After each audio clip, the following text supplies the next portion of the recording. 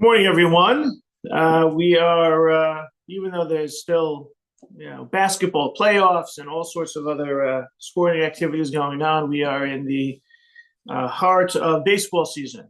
And if anyone has ever been to a baseball game, you all are familiar with the chant "Beer here," and that is how the vendors go around trying to sell. Although now all sorts of different luxury boxes, and you can push a button and you get everything you want, and et cetera, et cetera. But this did bring to mind a headline back in the wintertime that I wanted to explore, was saving for the spring, which is the subject of the kashrus of beer. There's certain products which have generally been seen to be kosher without supervision, and beer is one of them. But there was a shift. And this came back in November and December of last year, where, as you see in the first source, beer is no longer automatically kosher, rabbis say. Will observant Jews skip the dosaki? And the article goes on to describe a change in the policies of many major kosher supervising agencies, and also talks a little bit about the subject of beer and it's being viewed as kosher in general. So let's take a look. There's a simple reason Hallie Goldblatt likes to tour breweries on vacation. People who keep kosher can sample the product. Unlike wine, which requires certification to be deemed kosher, beer has historically received the benefit of the doubt. Most people, when they travel, go to wineries. Goldblatt, a self-described beer aficionado, said in a phone interview. I can't do that, but I can always go to a brewery and have a beer. But multiple kosher certifiers now say the assumption that beer is kosher has gone flat. But the heads of OU Kosher, Star K, and OK Kosher, 3 of the 5 major certification agencies, announced this month that all beer will soon require certification to be considered kosher, attributing the change to the increased use of flavoring and other additives in craft beers. A list of problematic ingredients rabbinic inspectors recently discovered in breweries included oyster broth, clam juice, wine, and milk, according to OK Kosher. The agencies provide a list of more than 900 beers that are currently Hechsher or certified kosher, which is typically denoted with an agency symbol on the packaging. The permitted include products from big brands like Coors and Budweiser, medium-sized labels like Hoegaarden and Blue Moon beers. Not on the list among the missing are popular imports like Dos Equis and regional favorites like Sierra Nevada will no longer be acceptable to serve at OU certified establishments as of June 1, 2026, OU Kosher said. Now, I'm not sure why they gave people a little extra time to have non-kosher, but we can talk about it. The acceptability of beer, even without rabbinic oversight, was rooted in an assumption that it only contained 4 basic ingredients. Here's kind of the history: that beer only had grain, water, hops, and yeast. Those ingredients are each considered inherently kosher, so using them in combination did not pose any challenges. National regulations help preserve the 4-ingredient standard. Germany's Reinheitsgebot, a beer purity law dating back several centuries, ensured that breweries there did not use artificial additives. In the U.S., a law mandates that any added flavoring must be noted on the packaging. The good old-fashioned beer everybody would drink was simple, Rabbi Moshe Elephant, OU Kosher chief operating officer, said in a video interview. Now, he said manufacturers want to enhance the beer to give them an edge so they can add all sorts of flavors. Right? This idea that if certain things are required by law to have certain flavors and not others, certain ingredients and not others, leads to, for example, if you visit France, any baguette is viewed as 100% kosher because by law it has to only be made out of the flour and the water and the yeast. So therefore, any baguette, to be called a baguette, has to be kosher. So that's the way it used to be with beer in America too, assuming something like that. But now things have gotten complicated. A major catalyst for the flavor trend is the rise of craft breweries, small and independent manufacturers. They flooded the market with sour, stouts, barrel-aged beers, and bocks. Never heard of that. And now account for up to a quarter of U.S. beer sales. The use of additives to make exotic flavors put even the plain beer into question, I'll explain, because breweries often use the same vats for different recipes. And while those breweries surely clean their equipment between uses, cleaning is not the same as koshering. Some cleaning processes are primarily chemical, while rendering something kosher requires heat.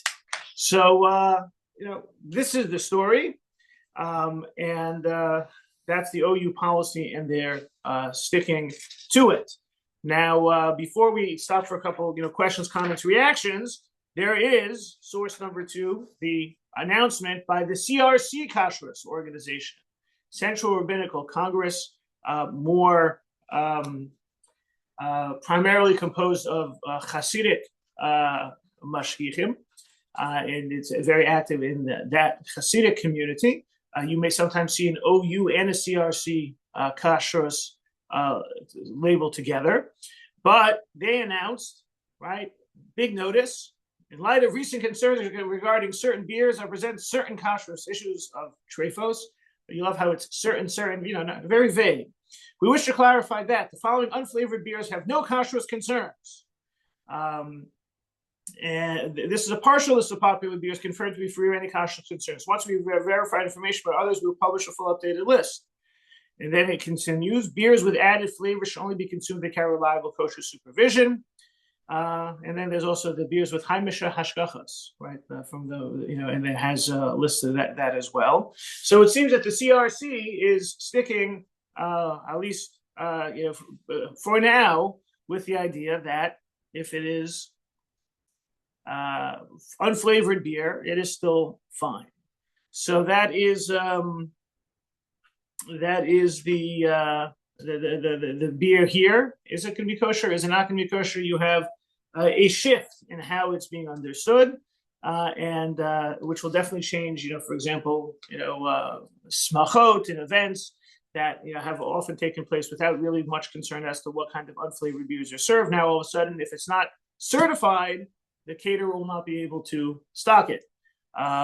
So that's the issue. Questions, comments, reactions before we look a little bit at the halachic and maybe Jewish communal policy issues that go into this.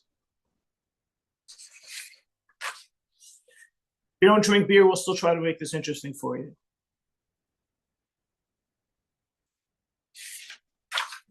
So,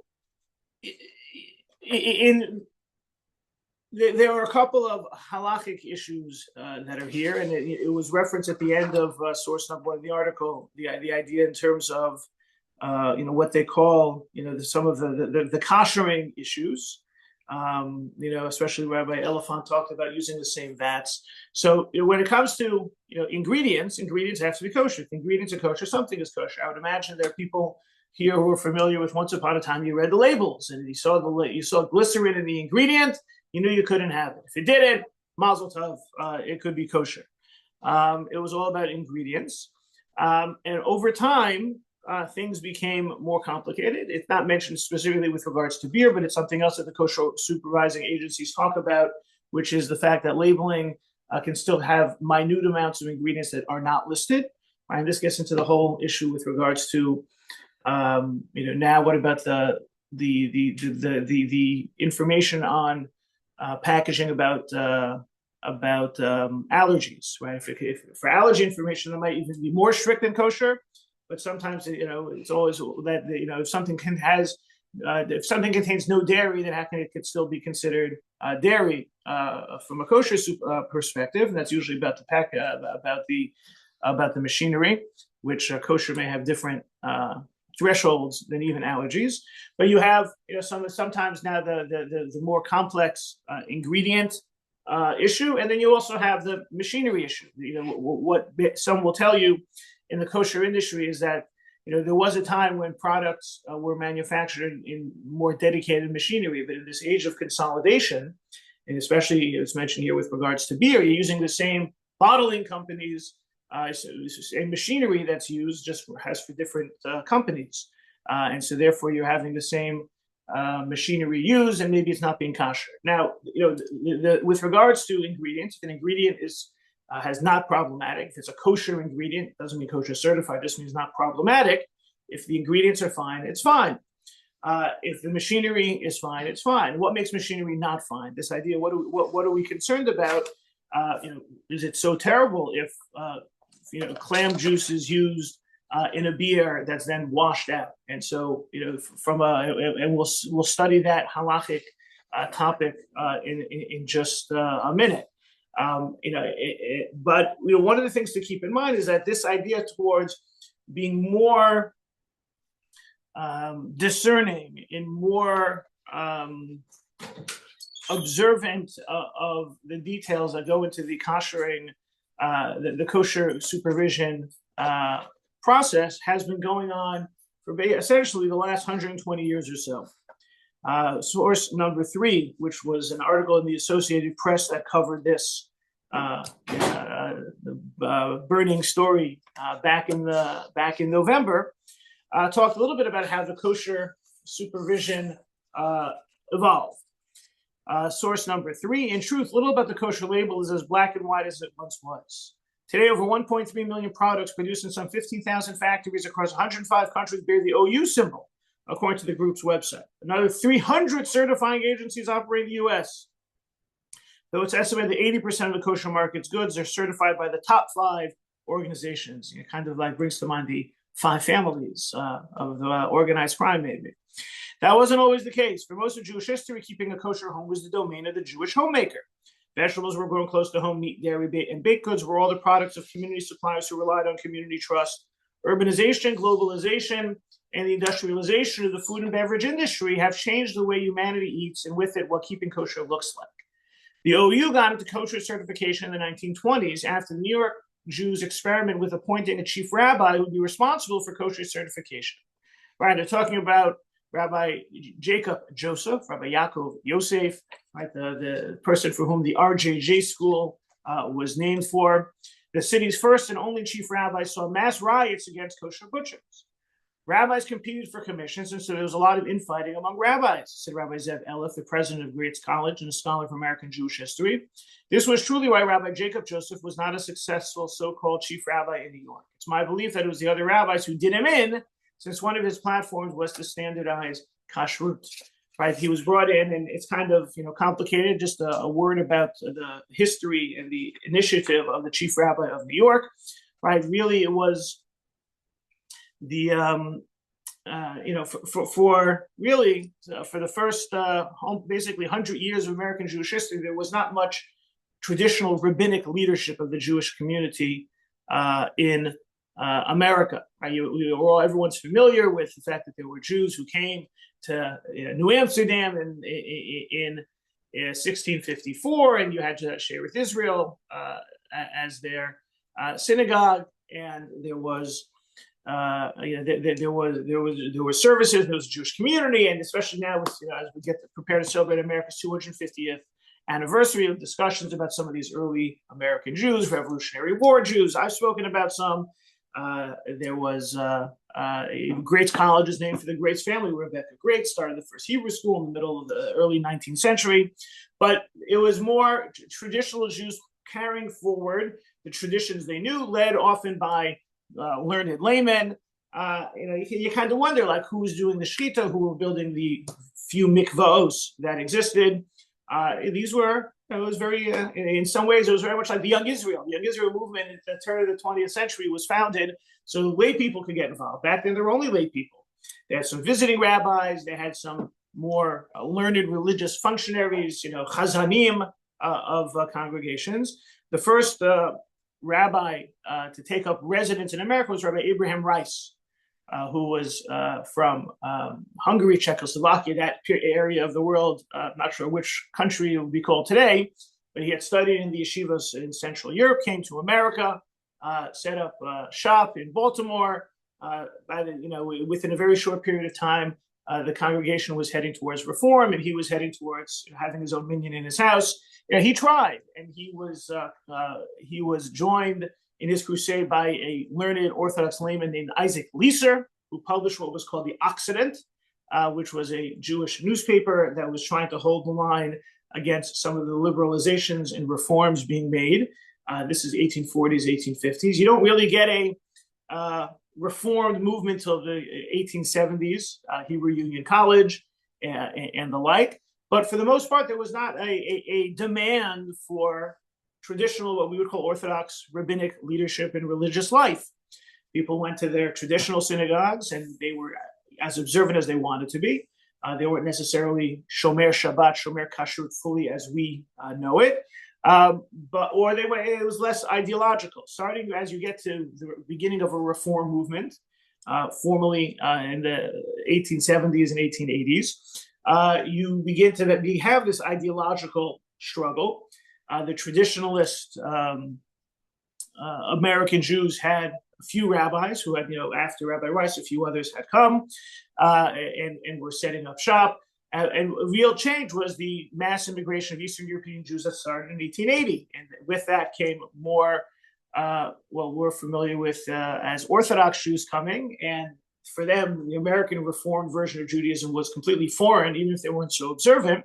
Plus, you had more traditional Jews and the beginning of some rabbis. And you have the beginnings of an Orthodox movement, an Orthodox Union, and the like. But before you kind of get to what's called now the OU, which was formed in 1898, you also had some of these immigrant congregations in the Lower East Side of Manhattan realizing, they wanted a Rav the way they were used to having a Rav. It didn't really matter how observant the people were, but a rabbi could bring a little bit of order to some of the standards of the religious institutions, the Talmud Torah, the Hebrew school, and the way synagogues were run, mikvah, circumcision, making sure that everyone would get a proper bris milah, and kashrus. Right? Kashrus was kind of the Wild West, even in the Lower East, in terms of how people were doing things. They figured, let's have a rabbi and let that be represented. Let that be the representative view for New York's Jews. And especially since they were fairly new to the country, they thought the Jewish community began and ended within their corner of American Jewry, or even New York Jewry. And even though there were other congregations uptown and West Side and even East Side, they decided they would hire the chief rabbi of New York. And officials came together to bring in an Eastern European rabbinic scholar who wasn't necessarily ready for what he got himself into. And he started to do as he was told, to try and consolidate. But that is kind of the backstory for what Rabbi Elif mentions in this article. People were not necessarily interested in his authority, right? America is not the shtetl. You don't have a more consolidated authority. You don't have centralized religious authority. You have freedom of religion. You have people can do as they wanted. And there was a revolt against some of his efforts to consolidate and standardize things, especially as to standardize things required hiring mashgichim, kosher supervisors, and that required funds. And so he instituted a penny tax on all of the chickens.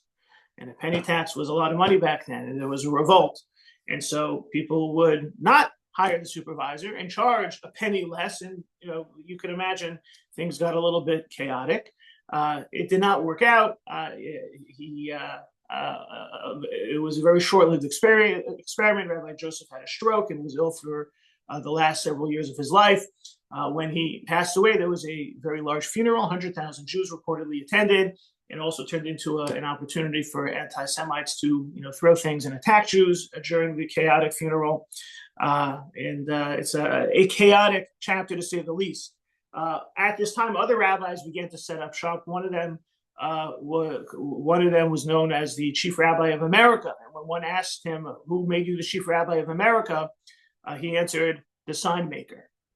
So it gives you a little bit of indication about the state of rabbinic consolidation, rabbinic authority at the time. And it was out of this chaos that that other efforts to create organizational framework for the Orthodox community began. The OU in 1898, National Council of Young Israel beginning, I think, 1914, or that period of time. And then, as we see, the OU got into certification in the 1920s to try and create a vehicle for having a certain standardization out there. But again, that was what got the OU into supervision. But back then, things were these were simpler times, both in terms of ingredients and in terms of companies and the like. So things were very different. So that's kind of the story of the culture that surrounded getting us to this moment. Very much an effort to try and ensure people keep having kosher products. An effort that began in a fairly straightforward way to do so. And then you have a food scene which changes, let alone the religious scene which changes, and it begins to create a competition for market share. And with regards to, as I always say, kosher is the unholy trinity of of politics, money, and religion. And if you want to have the largest market share of an Orthodox or kosher observant demographic, which includes all sorts of Orthodox populations, you're going to want to try and appeal to the highest or the strictest standards. So you have most of the kosher consuming population, right? Those who are less observant aren't necessarily wed to kosher anyway. But if you want to have as much of the observant market share as possible, you're going to want to follow the highest possible strictures. And this also has seen the kosher scene evolve in the last 50 years. So that's what's leading to this. And you see some of the halachic issues that end up being raised. One has to do with the ingredients. The other has to do with what we'll call, for lack of a better term, the contamination of the machinery and the need to kosherize it. So let's talk about both of those issues, just in terms of the changing scene of the kosher product with ingredients, as well as with regards to the machinery. Any questions, comments, or reactions to the kind of the brief on 1 foot history of kosher supervision?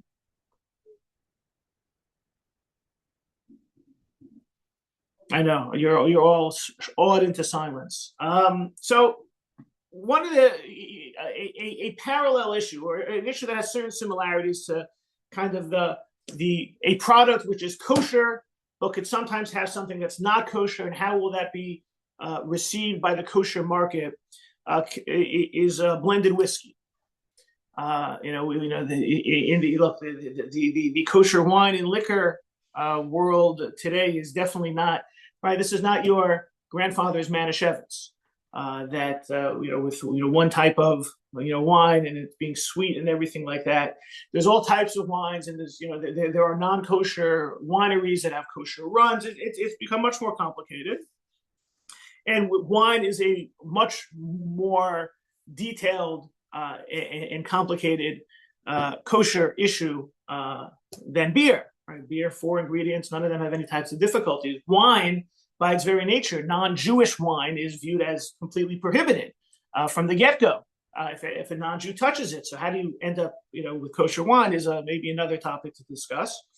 But with regard to whiskey, it was very similar to beer, right? Especially if you go back to the old country, where it was not uncommon for Jews to be in the whiskey business, whether they were selling it or where they were owning inns. In fact, I think we mentioned this before, that the institution of mechiras chametz, selling chametz, became more accepted, more common, and more a part of the Pesach culture, because you had Jewish innkeepers who had gotten their whiskey shipments right before Pesach, and they were not able to dispose of it. Right? It'd be nice if they were able to, finish their whiskey shipment before Pesach, close for the week, and then reopen afterwards. But that wasn't necessarily reality. So, but whiskey was also one of these products which was pretty simple, right? There's no, pork chops in it. There's nothing, additives and the like. So, whiskey was, one of these products that, simple alcoholic beverage that didn't require kosher supervision. It was whiskey. Now, maybe it wasn't so popular among the Jewish community as it is today. The idea of beer as a Jewish beverage is something that we call shechar, which is alcoholic, and some say that's kind of a mead-like alcoholic beverage that had been part of the Jewish tradition for a long time. Not, different opinions, but whiskey was also kind of like a beer. However, what happened when they started having what was called blended whiskey? You see in the beginning of source number 4 from Rabbi Moshe Feinstein, B'davar blended yayin saraf. Yayin saraf, fiery wine, is the halachic or the Jewish term for whiskey, because it's like fiery, the whiskey.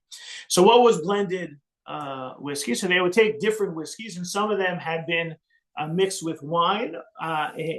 Some of them were not pure whiskey, and they would take them together, for a product that essentially was whiskey. It didn't have any type of non-kosher wine, or they were using glycerin, as a sweetener. It was whiskey, but it was blended whiskey. So it had either certainly or potentially a non-kosher ingredient.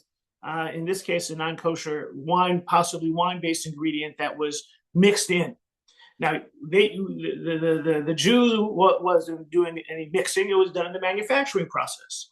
So this is, you could read, this is Tafshin Ches, 1948, where this is being addressed, and Rabbi Moshe Feinstein is writing to Rabbi Pinchas Teitz, the rabbi of Elizabeth, as it says there at the end of the first line. So it seems that Rabbi Teitz had started to supervise Yayin Saraf blended Shetachas Hashgachaso, blended Shalobit Haruvis Yayin V'glycerin. He was making a kosher blended whiskey. He was ensuring, he had investigated to ensure that there was nothing mixed in.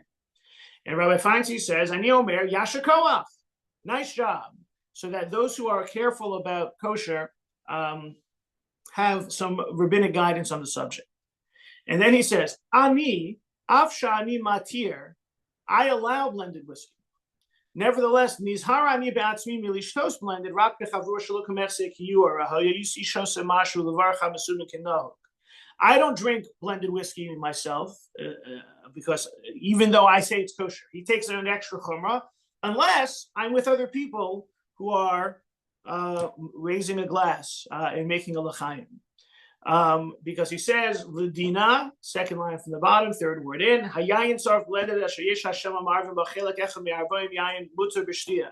It can't have more than 1/40, 2.5% mixed in, and this is considered batel. This is nullified. We'll talk about that subject next. And he says this is the law, but he says a person can take on stringencies if they want. So Rabbi Moshe says that he allows blended whiskey. It does not require supervision. You are allowed to drink it. He personally is strict, a chumrah for himself, and he refrains unless he's with other people, and then he makes a l'chaim to join the crowd who is making a toast. But great now to have this kosher kosher whiskey that's for sure not problematic. So we're seeing kind of a going back, I guess almost 80 years, where there was a similar issue. The whiskeys are all fine. Even the blended ones were being drunk. And the blended ones, Rabbi Moshe Feinstein says there's halachic basis for. However, maybe we can up it a little bit if you want to be strict about it. Maybe that's this is the similar direction that the kosher supervising agencies are going in. Now, what is this idea of bittul, nullifying things? So we know in the laws of kosher, if a non-kosher gets mixed in with something kosher, in certain ways, if the majority remains kosher, it's kosher. Or they talk about this idea, this ratio of 60-1. It's called batel b'shishim, right? And the classic example is you're making chicken soup, and a little milk falls into the chicken soup. If it's a ratio of 60-1, you don't have to worry, and the chicken soup remains kosher. However, you may be thinking, hey, let's have a little milk in my chicken soup. Maybe it adds a little flavor, but not too much flavor. And so the Shulchan Aruch points out, Ein mevatlin isur lechatchila. It's forbidden to deliberately dissolve a forbidden dish. You can't say, I have a lot of chicken soup, I'm going to put in just a smidge of milk. If it happens, this is called b'di'evet, after the fact, then we can allow it. But you can't kind of toy with the ingredients to add just enough milk to put a little milk in, but not enough to change the flavor. Actually, the Talmud talks about that there was a time that if a little milk fell into the chicken soup and you're not an expert in calculating if it's 60-1, you would ask a non-Jew, here, please taste my chicken soup. And if the non-Jew said, ooh, great chicken soup, I love the milk that you added to it, it's a great addition, then you would know that you have a problem because the taste was a little milky. If the non-Jew said, this is the best chicken soup I ever had, it's a great chicken flavor, and didn't taste any milk, then you would be safe.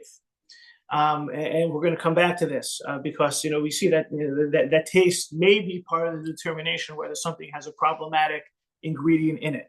But the Shulchan Aruch says you can't purposefully add it. You can't add the non-kosher ingredient. Now, the Rambam says that with regard to a prohibition, source 6, forbidden by rabbinic decree, we do nullify a prohibition as an initial and preferred measure. He's saying this is only a problem if it's a biblically prohibited mixture like milk and meat. But what if it's not milk and meat? And let's say it's like the glycerin, or let's say it's the, let's say it's the one of these other additives or sweeteners that are going into the craft beers. According to the Rambam, if it's going to be less than 60-1, you would be allowed to do it. However, as Rabbi Tauger points out, with regards to how the Rambam is accepted or not accepted, this point was not accepted by all authorities. The Ashkenazic rabbinic authorities maintain that even a rabbinic prohibition should not be nullified as an initial and preferred measure. The Radvaz proposes an intermediate solution, that the stringency should be applied only to rabbinic prohibitions that have a source in scriptural law. So, for example, chicken and milk, but not those enacted by rabbis entirely on their own initiative, which might apply to non-kosher wine, in fact. This compromise, however, was not accepted. The Shulchan Aruch adopts the Rambam's position, while the Tur and the Ramah follow that of Rabbeinu Asher, and that especially is prevalent in the Ashkenazi tradition. So we're still not happy about ideally mixing a non-kosher ingredient into something kosher, even though it will be less than the problematic proportion. And so, this issue plays itself out mostly in terms of when mistakes are made, and then we can be lenient. But we have here this idea that we have this precedent of the blended whiskey, which had a problematic ingredient. Remember, Moshe Feinstein said it was absolutely fine, and it could be that it's absolutely fine for the reason of the fact that it was already mixed in. And it was less than the proportion, and the mixture was not a biblically prohibited mixture. Rabbi Moshe Feinstein is not opposed to being more careful about it. In fact, he congratulates Rabbi Teitz for taking that extra step. He says that it's technically allowed. He himself would drink it in a crowd, even though he personally would be more strict. And so we have, in some respects, a kind of an early situation with regards to maybe a precedent in the beer world where, this was a step that was a nice step in the right direction. Now, does it have to be taken? No. Is it nice that it is taken?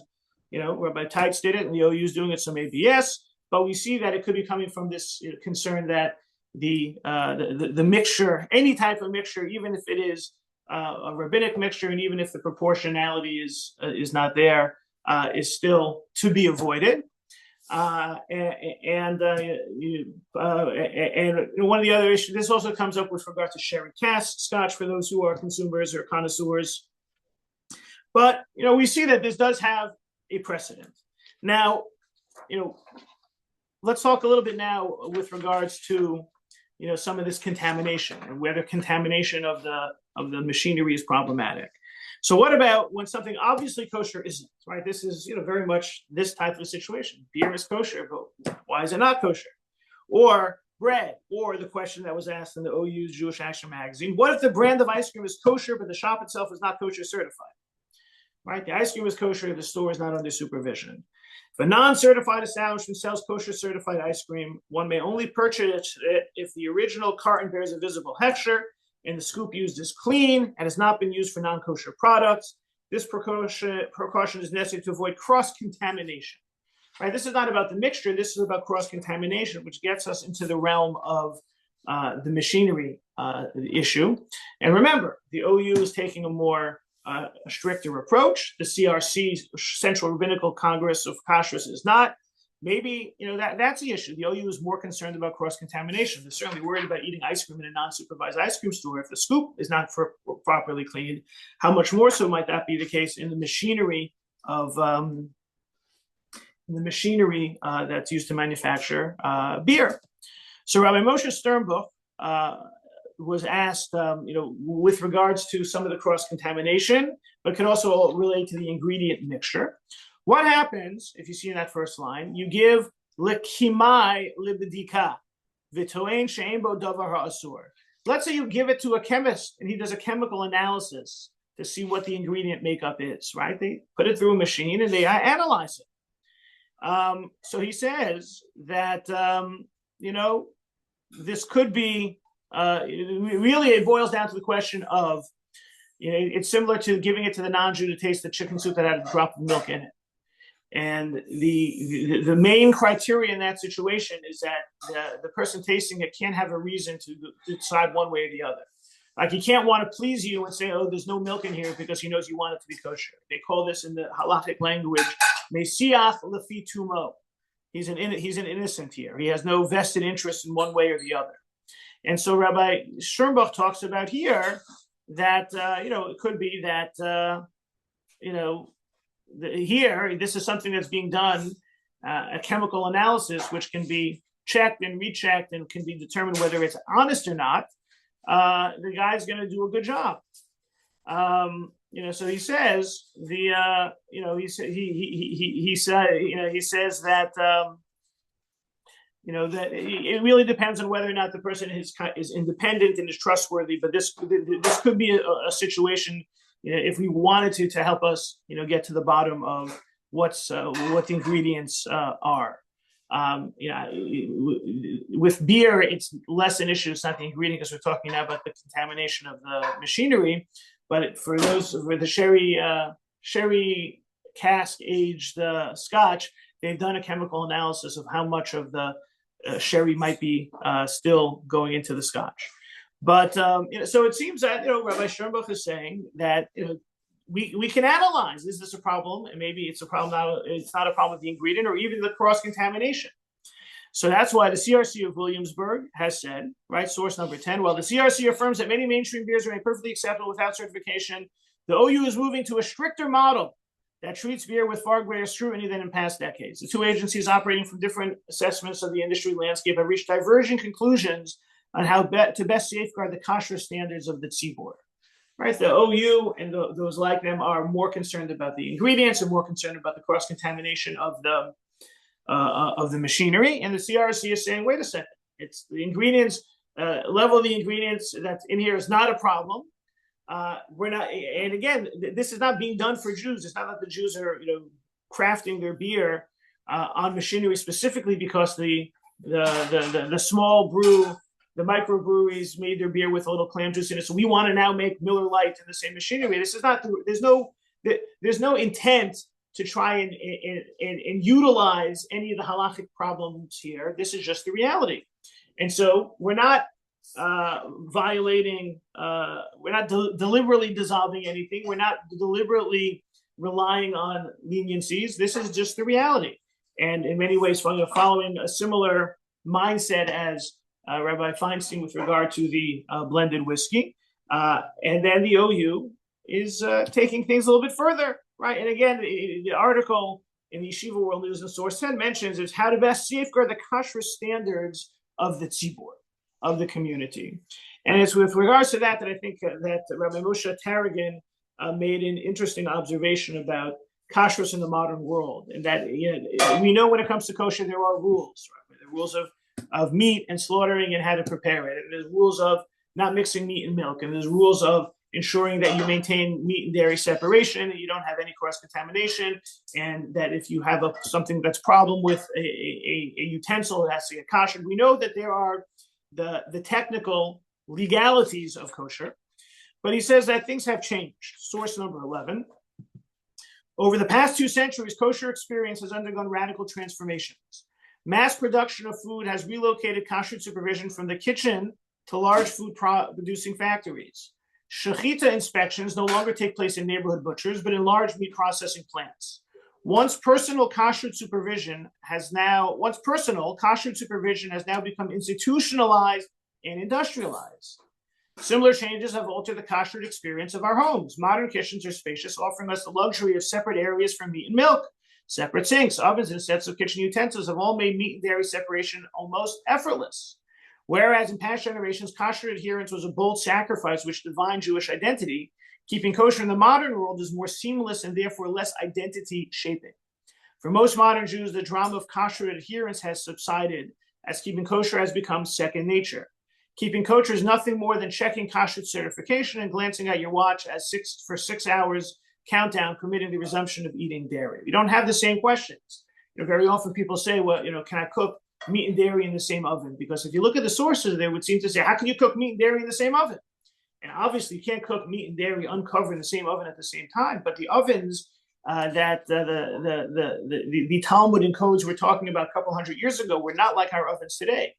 These were like little holes in clay structures that allowed you to heat up something, and that inside of that little oven, things would be very messy, very dirty. You don't have kind of like the self-cleaning ovens. You don't have easy off. You don't have larger ovens like today that don't maintain the look and feel and smell and even surface area that's meaty or milky. And so things have changed very much, that you don't have the same nitty-gritty issues that make keeping kosher more complicated. And so it's become a little less personal.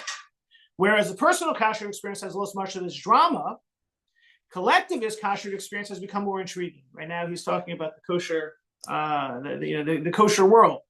As many Jews no longer adhere to the classic halachic observance, there are fewer rituals which unite us. Yet, despite this gap, many Jews still find themselves sharing kosher observance, even if their standards are different.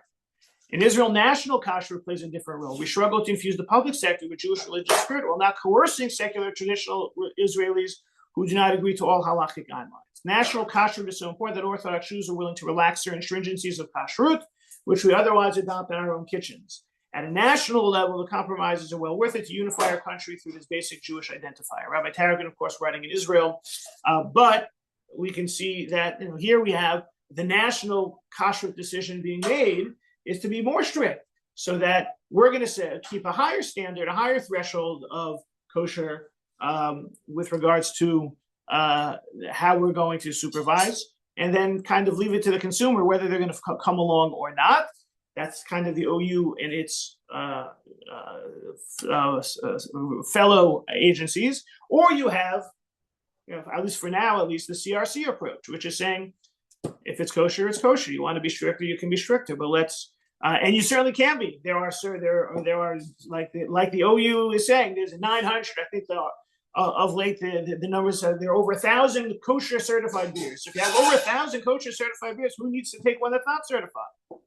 And CRC is not saying there's a problem with that. And not only that, are there those which are acceptable as being kosher, but guess what? You could have them. You could have strict supervision, what they call the Heimische supervisions on some beers.